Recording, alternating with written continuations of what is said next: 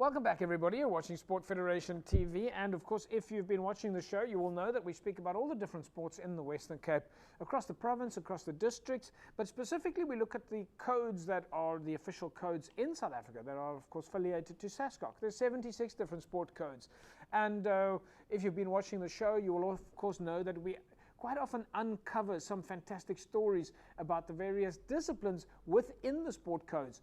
Sailing is, of course, one of the codes in South Africa, nationally recognized, internationally recognized sports structure. And within the sailing structure, there's a discipline called radio control yachting. David Booth from the Overberg area and Western Cape Sailing joins me now. David, welcome to Sport Federation TV. Nice to have you on the show, first time. Thank you very much. Thoroughly appreciate it. David, we are about to uncover a story here which I believe is probably largely untold. I'm so thrilled to have this information. You're going to talk to us tonight a little about radio-controlled yachting. Tell us more about that. What is radio-controlled yachting? So radio-controlled yachting, it covers quite a large span of types of yachts that can be run on radio controlling. We just have a little transmitter and you have your boat, and it controls it in very much sails the same way as any other yacht, with your rudder and your trimming of your sails. It's a discipline that is covered internationally. It's also covered by World Sailing, and they have the Pacific rules for radio control sailing, because it's quite different, as you can imagine, with little 1 meter boats or 1.5 meter boats being controlled like that, as against have a dinghy or a keelboat. So it has its own specific situation. So just explain that to me, Ian. If it's radio controlled and it's yachting where there are sails, do the boats need wind, or is it motor driven? No, it's all sail driven. That question is asked quite a lot by people when they see us sailing. Are you doing it with a little motor hidden away? Yeah. No, the sails drive the boat.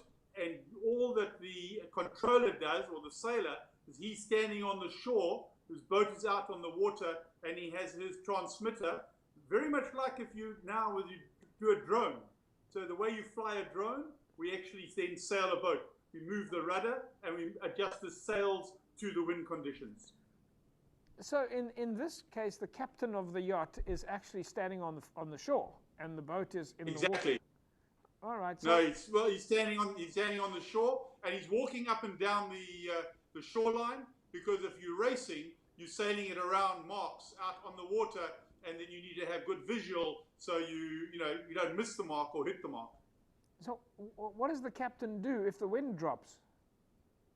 Well, then he sails the wind in very light conditions. So one of the benefits of a radio control boat is that it can have much lighter conditions, because to be able to sail in those conditions, the boat goes very slowly, but it's the advantages it has. It can go from very, very light winds to what the type of winds we have at Teervaarters, as an example, or in the Cape, that are really strong.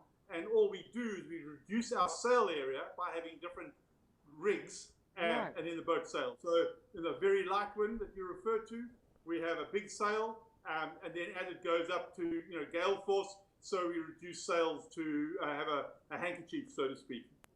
So, David, tell me a little bit then more about the actual competition structure. I mean, how does it work?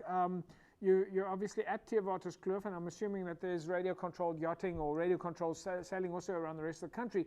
But how does it work from a sports perspective? Is it Saturday afternoon competitions, or are there leagues that compete against each other? How does that happen? All right. Because most of the people in sailing do multiple events, we slot ourselves in with other dinghy sailors and so forth. But we sail every Tuesday at a dam called Sonstraal up in Durbanville. That's where we go, and it's just really more of a social sail.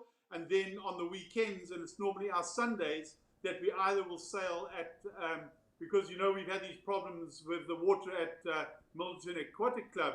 So now we sail at Mac when we're allowed to, but we go to Santa Kraal, and then we also go up to Teervaarters. So those are our main water venues where we take our sailors. And when you sail, do you compete against each other as individuals, or do you compete against each other as clubs? How's that? Oh, no, normally it's just as individuals, so we put ourselves together. So we put together a course laid out with various marks, using the same principles that you would do with normal sailing. And then you have a start line, you race around a mark, you then go around the course a number of times. Our races are normally restricted to about 10 to 12 races. So in a day, or in 3 hours or something like that, we could get 10, 12 races. So we try to do that on a maximum benefit to all the sailors. And then we also have regattas, and we've just come off a regatta with 23 yachts sailing at Tierwarters. And because we have a restriction on the numbers, we then split that fleet. So we were running 2 fleets for every race. So it's quite dynamic amount of sailing. If somebody like myself wanted to start radio-controlled yachting, what do I need to do? Do I need to be a skilled robot builder, or how does the average person in the street get involved? So what we've done is, on our website, we have a website, Cape Radio Yachting, and in there is a little section that states how to get involved. But there are other, classes of boats. So I'm only dealing with a particular class, which is the Dragonflight 95, which is a boat that has been designed internationally and is now probably the fastest growing sailing boat, if I can use that term, in the world. We've got now 165 boats in the country, broken up into the various provinces. And it's a matter of then just getting hold of the local, radio control people and get hold of them. And then you can either get a second-hand boat, and there are not too many of those, and buy a new boat. And it's quite inexpensive. It runs at about 7,000 Rand to get a boat that's already kitted out and ready to go racing. Is it the kind of thing that kids would be doing at home, is building their own little yacht? Well, so South African Sailing at the moment have an initiative where they have partnered with the, I'm going to call it Cape Technicon, because Seaput, to design some boats and build them, and then for the children to take them out and go sailing. The basics of whatever it is the same. I mean, as a child, I had a swimming pool, and I used to put boats in the swimming pool and race them across the length of the pool, and that's where we basically start going. And then as you become more sophisticated with the application of the yacht that you want, and the word I always use, yacht that's more efficient in its sailing, then you will upgrade to a boat like the Dragonfly.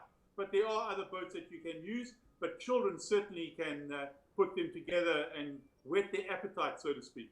But if I was to join your club, there would be someone that can take me under their wings, so to speak, and teach me a little bit about these aerodynamics. Yes, no, absolutely. And hydrodynamics. Don't forget, there's also what's quite important, what goes on underneath the water with the keel and the rudder. But yes, no, absolutely. I mean, on that website that I've given you, there's my telephone number and my email address, and people can always get a hold of me. I'm the chairman, or the commodore, as we say in yachting jargon, of the club, and we will put you in the right avenue to pick up the sport. We're always interested in people, and our numbers are growing dramatically in this class.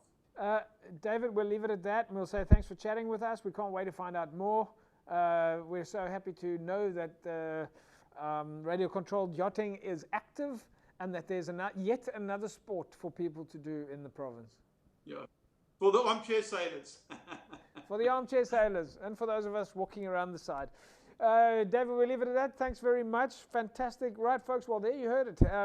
And I love that I'm finding out new stories all the time, and it just goes to show what our sport codes are doing. Yet another sporting activity for you to get involved in. So go visit their website, www.caperadioyachting.co.za. Find a way to join up.